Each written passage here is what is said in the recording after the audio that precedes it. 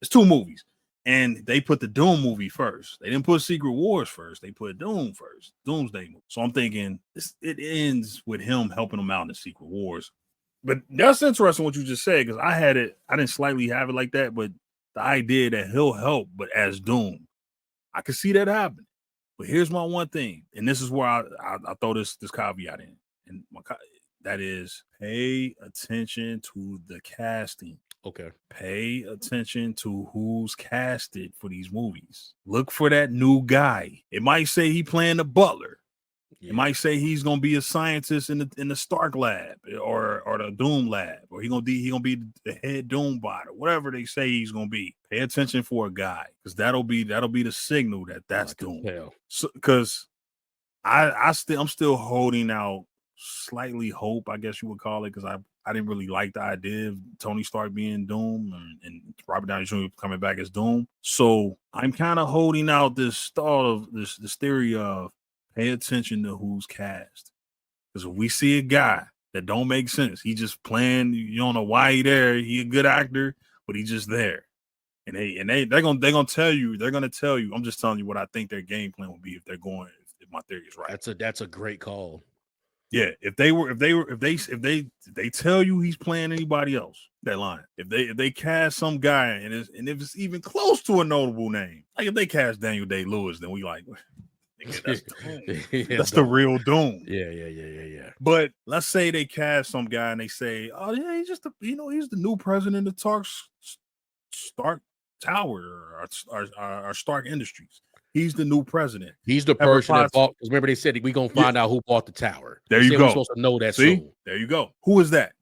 So I'm saying, pay attention, because they're gonna drop. They could possibly drop somebody. Oh, Pepper had to step down, and somebody's buying Stark Industries, and somebody bought the Stark Tower. We're starting to think now it's probably not going to be Fantastic Four. Somebody bought it. Again, I'm going to pay attention to who they cast in this part. I'm going to look at them. I'm going to look at their age. I'm going to look at their history. I'm going to look at what other parts they played, because I think they're going to try to sneak Doom in there. Doom, the real Doom in there. Because I find it hard to believe that Robert Downey Jr. is just going to be Doom, bro. That he's just going to come in here and pretend like he just always been Doom and think. That would be so weird. Yeah. Him being the big bad of Secret Wars. Think about it, man. Yeah, like him being the end all be all, like him being the big bad, the end boss that they got to fight at the end, bro. Yeah, the final and boss. Again, think about Doom, bro. We don't see Doom's face like that. They didn't even think, like, if they really, really wanted to sell this where it was Tony, they wouldn't have revealed him at Comic-Con like that. I think this is like a what do you call it? Like, it's a ruse. It's like they're showing us this because no matter how you want to do it, we got to bring back Robert Downey Jr. We got to reintroduce him. But you showed him without the mask right away.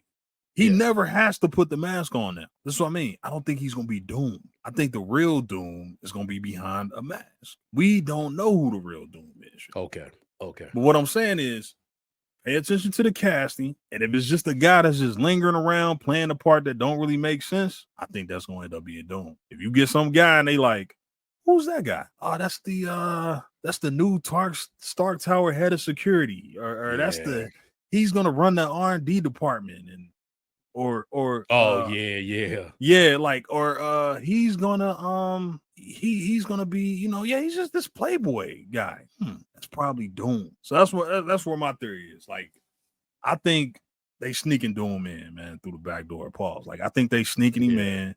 Yeah, and they doing it, and it's the best way to do it, because as far as we know, Robert Downey Jr. and he said it, he's playing Doom. Cool, you can do that. Don't mean that you're gonna end the two Avengers movies as Doom. You gonna end the movie as Tony Stark, bro. They're not gonna kill you again. You think we end in the first movie as we gonna find out by the end of the first movie who the real Doomsday is? Okay.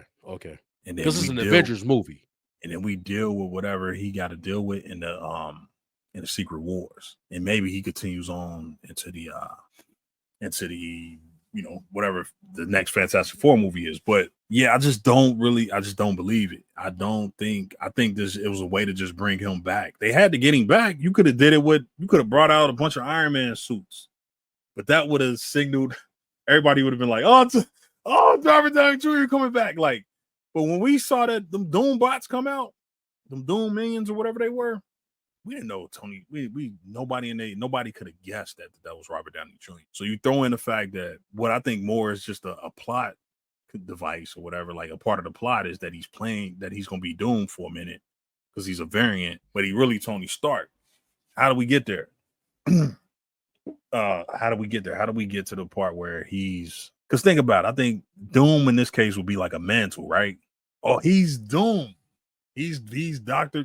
Whereas he's not actually Victor, right? Like he's not actually that guy that grew up in that country and Latveria or whatever. Yeah, he might be more so like in that universe they had to switch bodies, or he captured him and he took over his body or whatever. Maybe he was dying in that version of that. You know what I mean? Maybe he never was able to realize his potential